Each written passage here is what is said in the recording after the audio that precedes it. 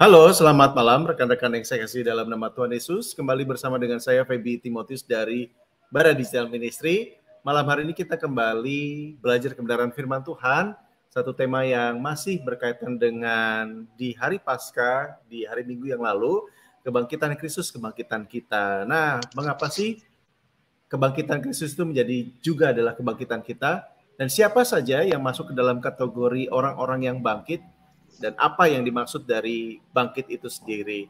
Nah, kita akan belajar bersama-sama dengan hambanya, Pak Alexander Agus Elesnan Lohi. Beliau adalah Wakil Sekjen dari Perkantas Nasional. Sebelumnya, saya mengucapkan terus terima kasih untuk dukungan doa dari teman-teman, dan juga dukungan melalui follow dan subscribe akun Bara Digital Ministry, baik yang di Facebook, jangan lupa follow di Instagram, di TikTok, di Facebook, dan juga kunjungi websitenya. Oke, kita akan memulai. Sebelumnya kita berdoa. Tuhan, kami mengucap syukur di malam hari ini. Kami terus diberkati dengan sebuah kerinduan untuk belajar akan kebenaran-Mu. Karena itu Tuhan, berkati hamba-Mu, Pak Alex, dan juga setiap alat jaringan yang kami pakai. Engkau juga memberkati setiap rekan-rekan yang sudah bergabung. Dan biarlah kebenaran firman-Mu ini boleh meneguhkan kami, baik yang mengikutinya secara langsung maupun melihat tayangan ulangnya. Dalam nama Tuhan Yesus kami berdoa. Amin. Selamat malam Pak Alex, saya persilakan Pak. Shalom, selamat malam Bapak Ibu Saudara yang dikasihi dalam Tuhan Yesus Kristus. Selamat Paskah. Tentu ini menjadi satu sukacita yang besar bagi kita kembali boleh bersama-sama belajar kebenaran firman Tuhan. Saya menyiapkan satu PowerPoint untuk kita ikuti pada hari ini dengan tema yang diberikan yaitu kebangkitan Kristus, kebangkitan kita. Nah, jika Bapak Ibu Saudara melihat di dalam gereja, memang Natal seolah-olah mendapat tempat yang lebih meriah dibandingkan dengan Paskah. Tetapi di dalam sejarah ternyata gereja baru pada tahun 313 merayakan Natal. Lalu apa yang menjadi perayaan yang pusat di dalam gereja purba adalah Paskah. Ketika gereja melakukan ibadah pada hari Minggu, itu juga merayakan kebangkitan Kristus, merayakan Paskah. Mungkin karena Natal dekat dengan sale akhir tahun, rasanya begitu meriah. Tetapi tentunya Natal, Jumat Agung, dan Paskah adalah satu kesatuan dari karya Kristus yang bukan hanya memberikan kepada kita keselamatan, tetapi juga membawa kita ke dalam sebuah kehidupan yang baru. Untuk mengerti tema kita pada malam hari ini, saya mengajak kita akan membaca di dalam kitab Roma pasal yang ke-6 ayat 9 sampai dengan ayat yang ke-11. Mari kita membaca ayat ini bersama-sama. Karena kita tahu bahwa Kristus sesudah ia bangkit dari antara orang mati, tidak mati lagi. Maut tidak berkuasa lagi atas dia. Sebab kematiannya adalah kematian terhadap dosa satu kali dan untuk selama-lamanya. Dan kehidupannya adalah kehidupan bagi Allah. Demikianlah hendaknya kamu memandangnya, bahwa kamu telah mati bagi dosa, tetapi kamu hidup bagi Allah dalam Kristus Yesus. Bapak Ibu Saudara yang dikasihi Tuhan, dalam ayat-ayat yang kita baca baru saja ini, saya akan mengajak kita membahas dua fakta kebangkitan. Sebagaimana tema kita, yang pertama adalah kebangkitan Yesus, dan yang kedua, kita juga akan melihat kebangkitan kita, kebangkitan orang percaya. Nah, jika kita melihat bagaimana siklus hidup manusia, maka kita tahu bahwa manusia itu dia lahir, hidup, lalu mati. Tetapi apa yang Kristus bawa? Saya mengutip kalimat dari pendeta John Stott waktu berbicara tentang kebangkitan. Dia mengatakan, we live and die. Itulah hidup kita. Kita hidup lalu mati. Tetapi Kristus died and live. Dia mati namun kemudian dia bangkit. Dan kebangkitan di dalam Alkitab yang kita pelajari sebenarnya adalah kebangkitan yang merupakan fakta historis. Memang ada orang-orang yang meragukan kebangkitan Kristus. Sepanjang sejarah ada teori-teori yang menolak kebangkitan. Misalnya, Ada yang mengatakan Yesus itu tidak mati, melainkan pingsan. Wow, bagaimana memahami ini? Kalau kita melihat hukuman penyaliban, satu bentuk hukuman yang paling mengerikan sepanjang sejarah manusia, didahului dengan sang terhukum akan dicambuk dengan cambuk Romawi yang begitu tajam sehingga punggung bisa jadi bubur. Lalu kemudian orang itu akan memikul salib, dan ini juga satu prosesi menuju ke tempat penyaliban. Orang itu akan memikul salibnya sendiri, dan kita tahu ini juga yang Yesus alami. Sehingga kalau kita melihat film Passion of the Christ, kita bisa membayangkan begitu mengerikan penderitaan yang dia alami. Bahkan ketika dia dipastikan apakah dia sudah mati atau belum, maka mereka menikam lambungnya. Jadi kalau kita bilang bahwa Yesus cuma pingsan, tidak mungkin. Fakta sejarah yang dituliskan juga di dalam kitab Injil, apa yang Yesus alami melalui peristiwa penyaliban itu, tidak mungkin dia cuma pingsan. Ada lagi teori yang bilang, oh, para murid itu mencuri jenazah Yesus. Jangan lupa, kubur Yesus dijaga oleh prajurit Romawi. Prajurit yang paling terkenal pada masa itu dengan keamanan yang ketat. Sehingga tidak mungkin murid-murid itu mencuri jenazahnya. Lalu ada lagi teori yang berkata, oh, perempuan itu datang ke kubur yang salah. Maaf, katanya biasanya yang perempuan GPS-nya nggak nyala, begitu ya. Sehingga waktu itu pun perempuan-perempuan ini datang ke kubur yang salah. Tetapi kalau kita melihat catatan yang dituliskan di dalam kitab Injil, perempuan yang sama, yang melihat di mana mayat Yesus dibaringkan, mereka jugalah yang datang pada hari Minggu Paskah itu. Mereka tidak mungkin salah kubur, Bapak Ibu Saudara yang dikasihi Tuhan. Karena itu kita harus melihat bahwa yang terjadi, bahwa Yesus sungguh-sungguh mati. Mengapa fakta ini penting? Karena kalau dia tidak pernah sungguh-sungguh mati, maka dia tidak pernah bangkit. Yang kita rayakan adalah kebangkitan Kristus. Yesus bukannya pingsan, lalu kemudian, oh, bangun lagi. Itu namanya bukan bangkit. Tetapi itu namanya siuman. Kita tidak merayakan siumannya Yesus. Kita merayakan kebangkitan Kristus. Karena dia sungguh-sungguh mati. Karena itulah dia sungguh-sungguh bangkit. Perhatikan kalimat yang disampaikan malaikat kepada para perempuan. Dikatakan, jangan takut. Kamu mencari Yesus. Ditegaskan, siapa Yesusnya? Orang Nazaret. Waktu itu bukan satu orang saja bernama Yesus. Ini jelas, Yesus, orang Nazaret, yang disalibkan itu. Ia telah bangkit. Ia tidak ada di sini. Lihat, inilah tempat mereka membaringkan dia. Bapak Ibu Saudara yang dikasihi Tuhan, inilah karya yang agung. Ketika Kristus mati pada Jumat Agung, tetapi kemudian dia bangkit pada Minggu Paskah. Mengapa disebut Jumat yang agung?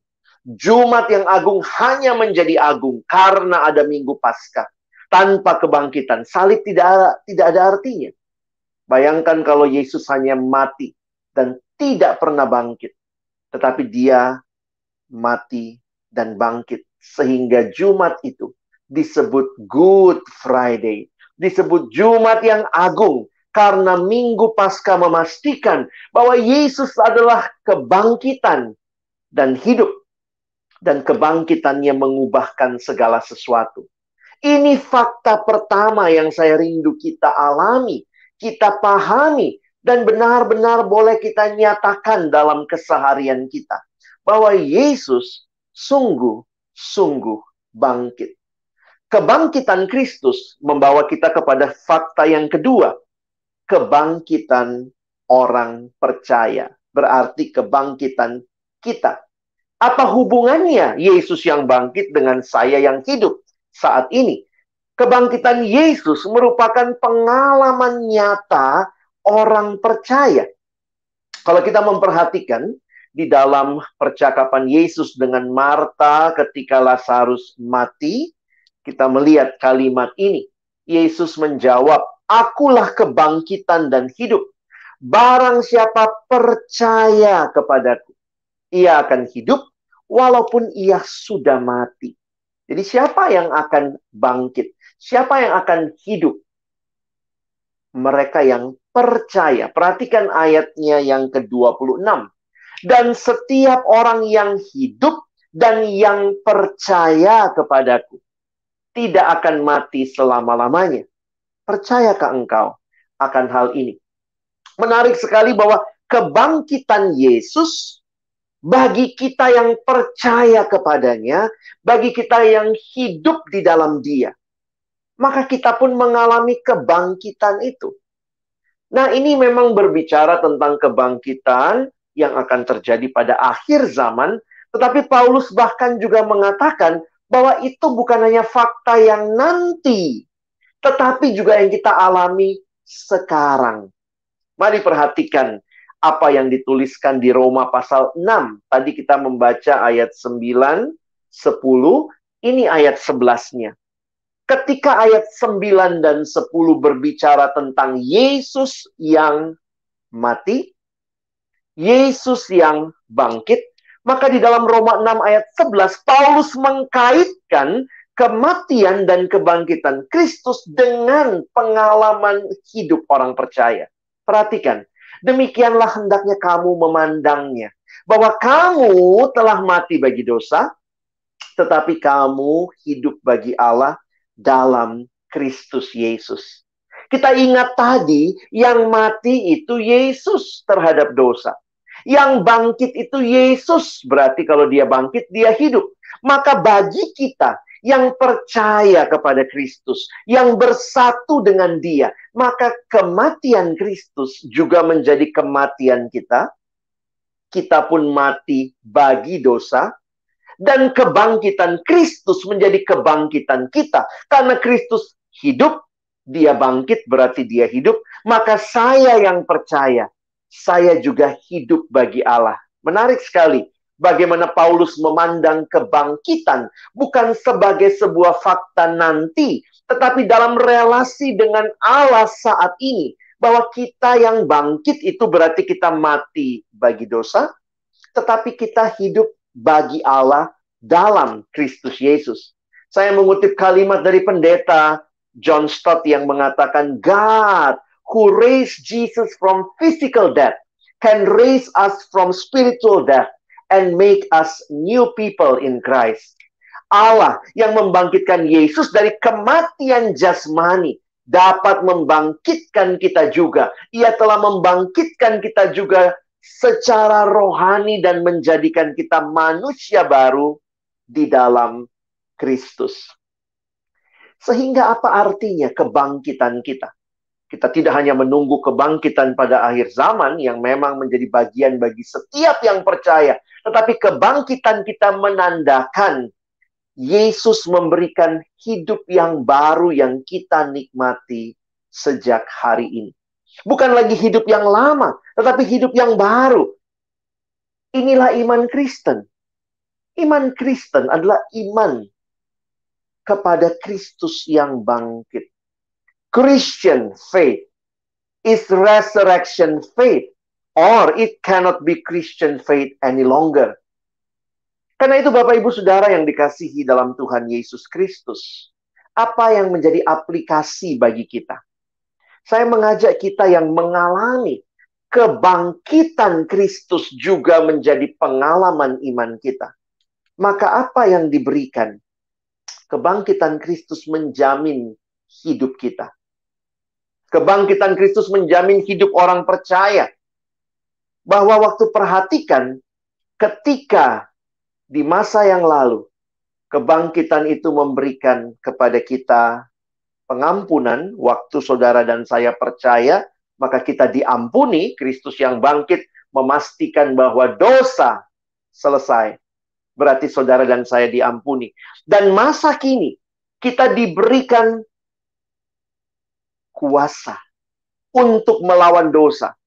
In the present, kebangkitan memberikan kita power. Kita bukan lagi hamba dosa.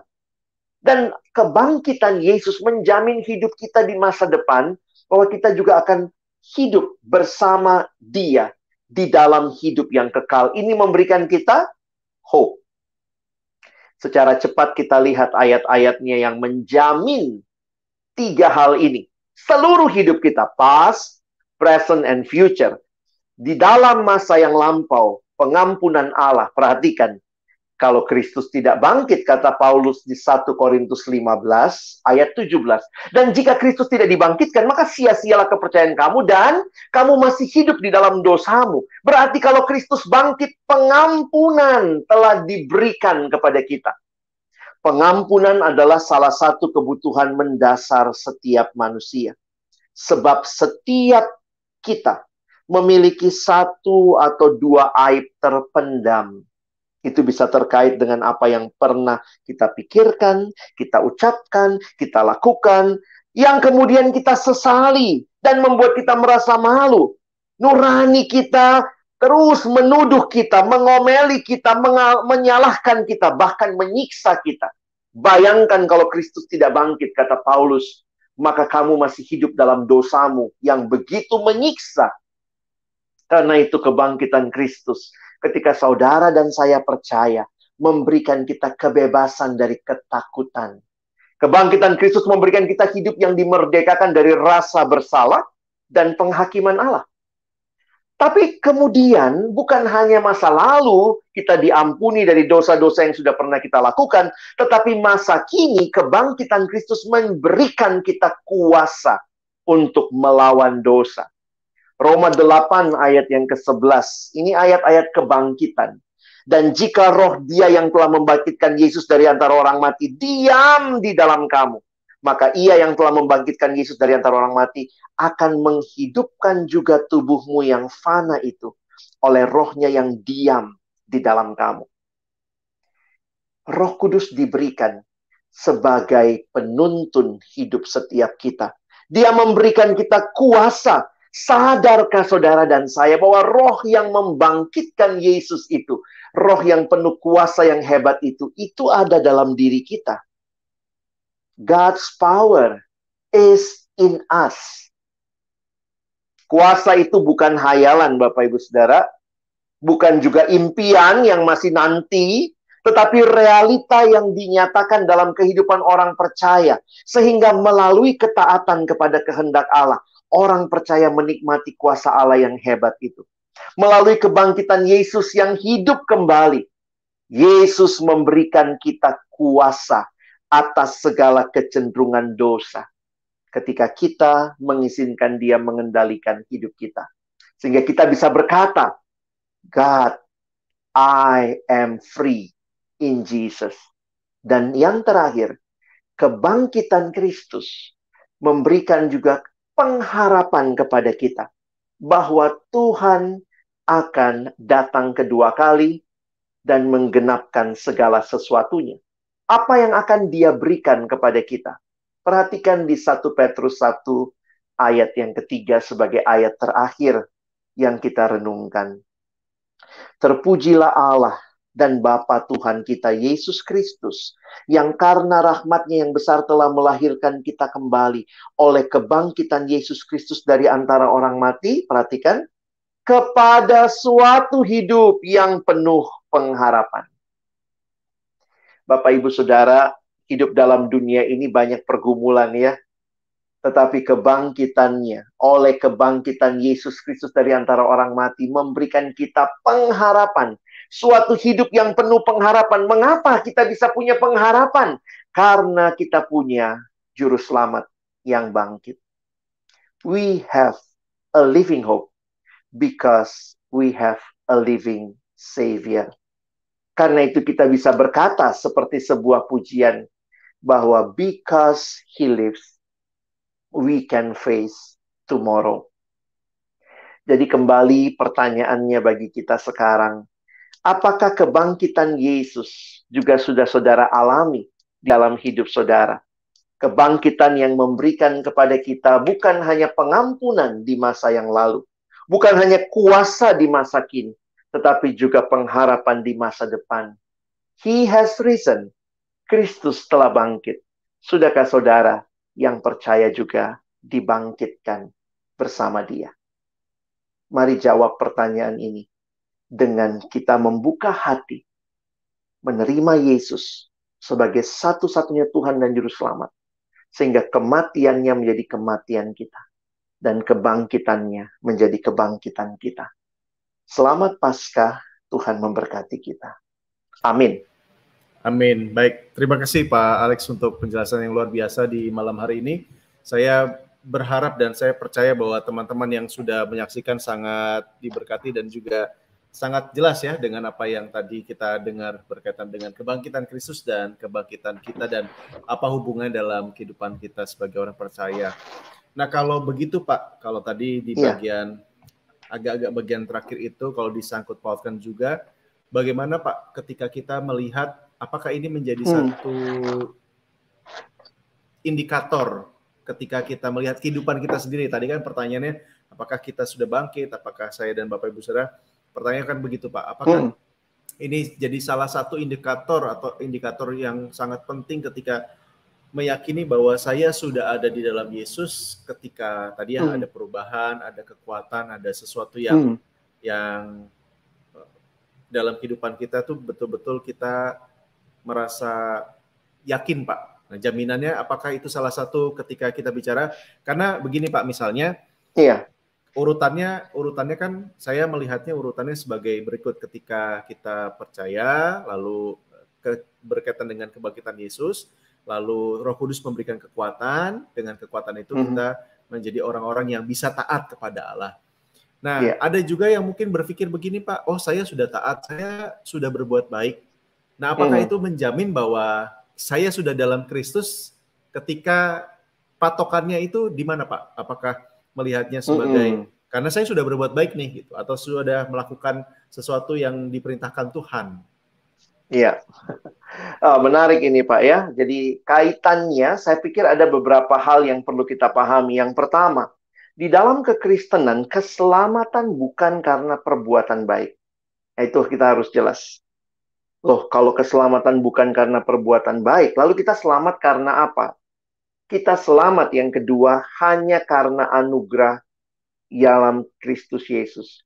Jadi kekristenan bicara keselamatan bukan apa yang saya lakukan bagi Allah, tetapi keselamatan kita adalah apa yang Allah di dalam Kristus lakukan bagi kita. Nah, yang ketiga, lalu di mana letaknya perbuatan baik? Di dalam iman kita, perbuatan baik punya tempat, bukan sebagai syarat supaya selamat, tetapi perbuatan baik menjadi respon karena seseorang telah diselamatkan. Jadi saya harap kita paham tiga hal ini. Keselamatan bukan karena perbuatan baik, keselamatan hanya karena anugerah, tetapi keselamatan harus diresponi dengan perbuatan baik. Sehingga bukti kita diselamatkan ya ketika kita juga bisa melihat bagaimana orang yang diselamatkan, yang mengalami Kristus mengubah hidupnya, melakukan hal-hal yang baik, yang memuliakan Tuhan dan menjadi berkat bagi sesama. Mungkin begitu, Pak. Baik, jadi ada sesuatu yang jelas berbeda begitu ya Pak. Meskipun mungkin tadi, kayaknya saya rasa-rasa itu ada gitu. Nah, ketika seseorang Pak merasa bahwa saya yakin sudah dalam Yesus, saya sudah ada dan diselamatkan, diampuni.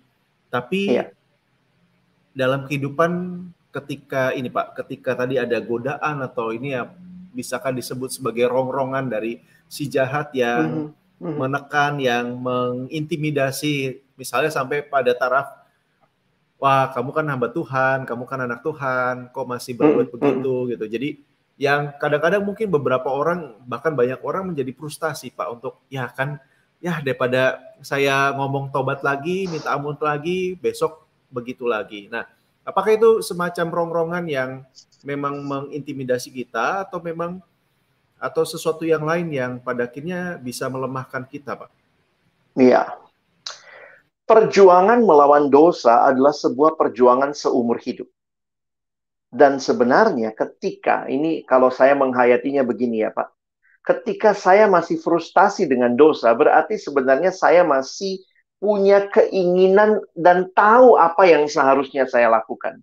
Sehingga jangan menjadikan perasaan itu sebagai rasa bersalah yang membuat kita terpuruk, tetapi jadikanlah perasaan itu sebagai sebuah kenyataan untuk, karena itu saya mau bangkit lagi untuk hidup bagi Allah.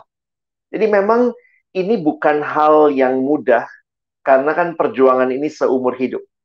Ada yang pernah datang sama saya, kenapa ya Kak, saya nggak bisa hidup sempurna ya. Saya bilang memang kita tidak akan hidup sempurna sekarang. Loh, kalau begitu kenapa? Bagaimana? Saya bilang, kamu pernah ke gereja? Pernah, Kak.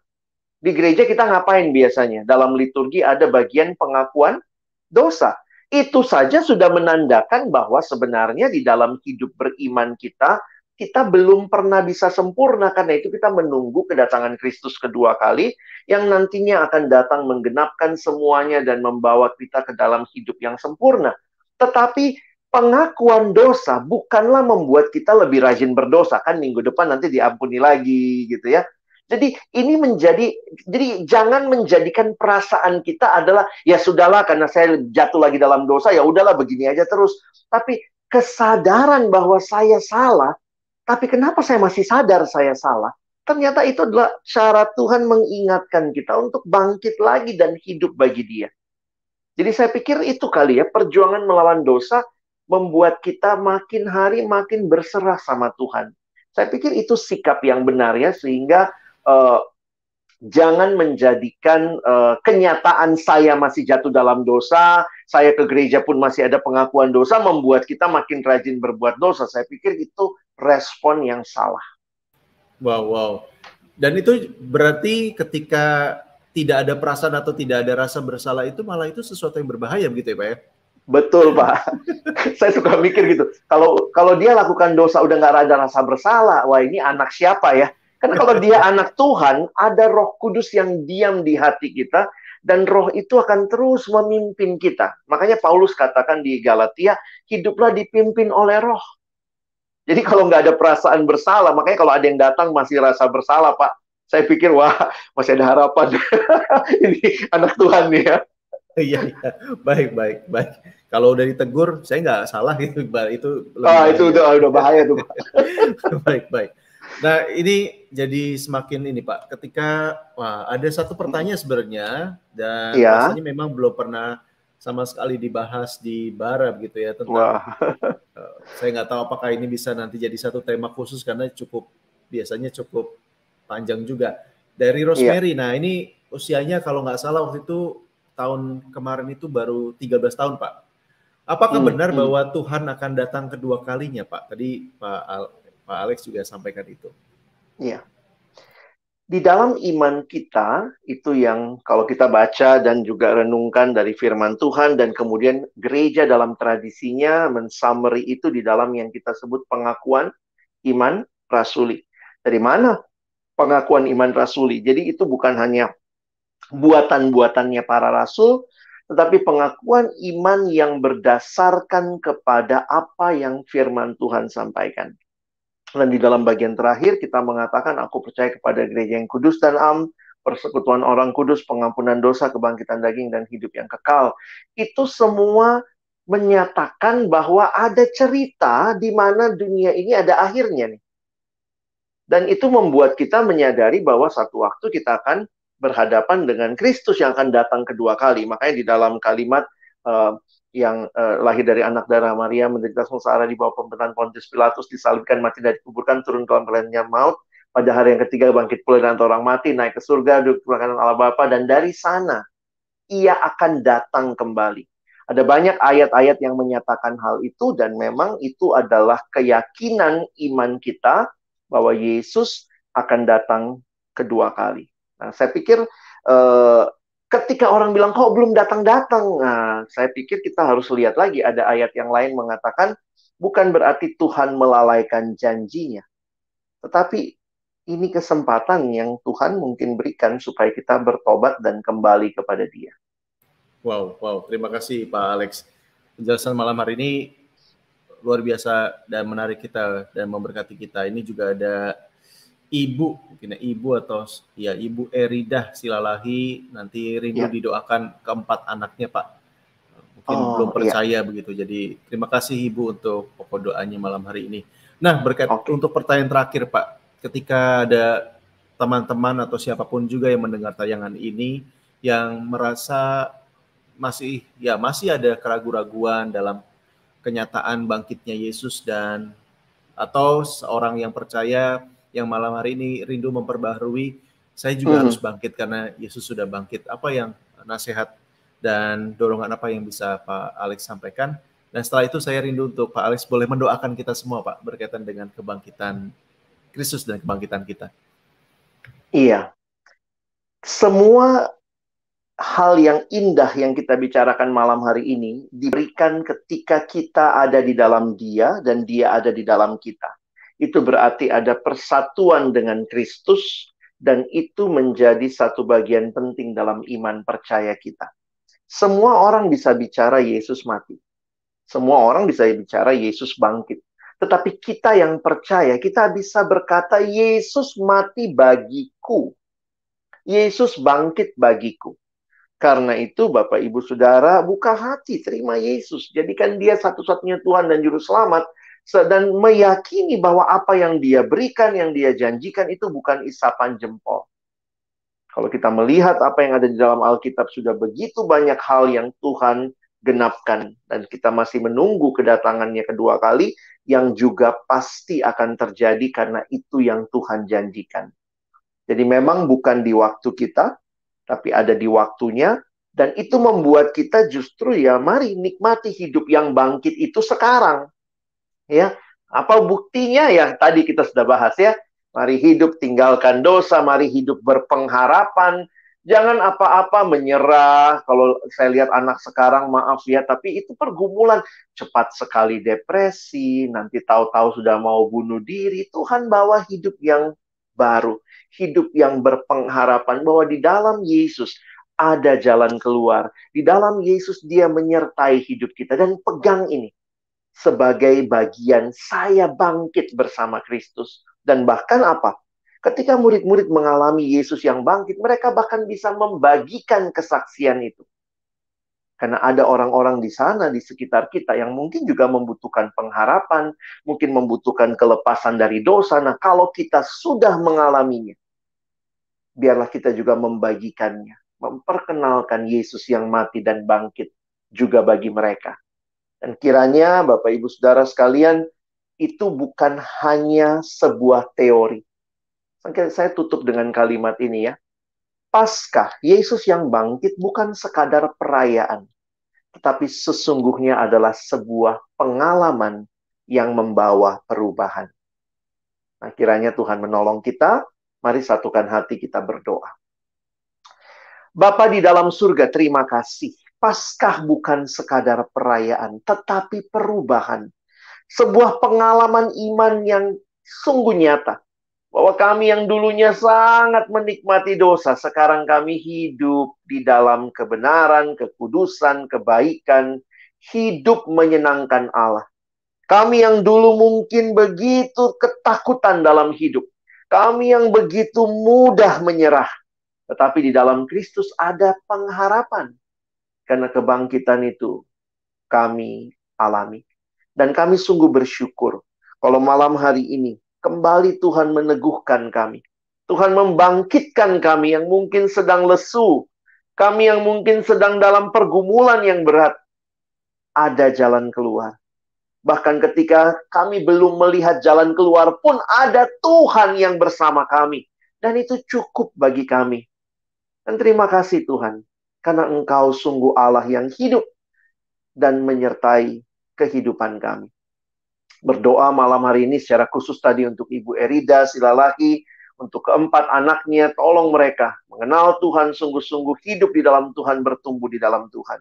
Dan untuk semua yang mendengar, baik langsung maupun yang nanti mendengarkan kembali siaran ini, Tuhan tolong teguhkan iman kami untuk membawa kebangkitan Kristus itu dalam kehidupan kami. Karena kami pun telah bangkit. Karena kuasa Allah yang bekerja di dalam hidup kami. Terima kasih untuk Bara Digital Ministry, untuk Pak Feby dan tim, baik yang di belakang layar juga, semuanya Tuhan tolong, agar pelayanan ini membawa banyak jiwa mengenal Tuhan, dikuatkan di dalam Tuhan, dan bahkan bersaksi, membagikan konten-konten yang baik di tengah-tengah dunia yang penuh dengan hoaks ini. Ada orang-orang yang membagikan berita keselamatan, berita sukacita, dan kami mau jadi bagian di dalamnya. Terima kasih Tuhan, kami menutup siaran malam hari ini dalam nama Tuhan Yesus. Kami sudah berdoa dan bersyukur. Amin. Amin. Sekali lagi terima kasih untuk Pak Alex berkat malam hari ini. Dan terima kasih buat teman-teman yang sudah bergabung, sudah bertanya dan memberikan komentar. Ada satu pertanyaan ya, yang tadi sudah ditutup, jadi nanti saya sudah masukkan ke catatan, supaya nanti bisa satu kali dia akan dibahas.